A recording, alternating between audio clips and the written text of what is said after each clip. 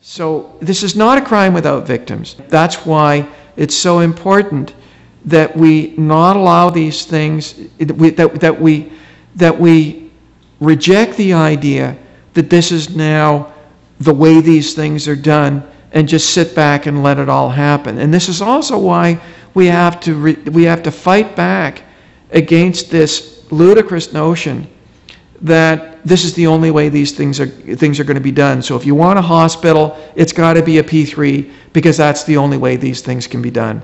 In fact, these things can be done through conventional financing. They can be done in a way that costs dramatically less than the way these things are being done.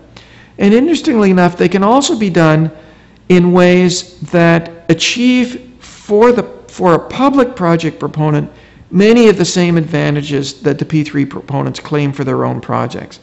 I mean, one of the things that P3 proponents talk about incessantly is cost overruns. They'll say, well, you know, if we do it in a P3, we don't have to worry about these ludicrous cost overruns that we got into. And there's all kinds of stories they'll tell about hospital projects here, there, and everywhere, road projects that had cost overruns. Well, the reality is that that public project proponents can get cost overrun protection built into these projects in the first place.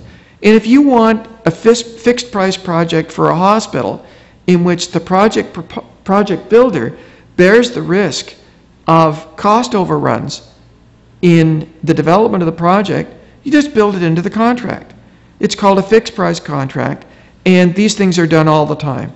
So in case after case after case, many of the very things that P3 proponents claim are fundamental advantages for P3 projects in terms of reducing the risk of overruns and other claimed financial advantages, in fact can be built into the way that current public projects are developed if the public project proponent considers it to be worthwhile to pay the extra costs for the insurance against the overruns.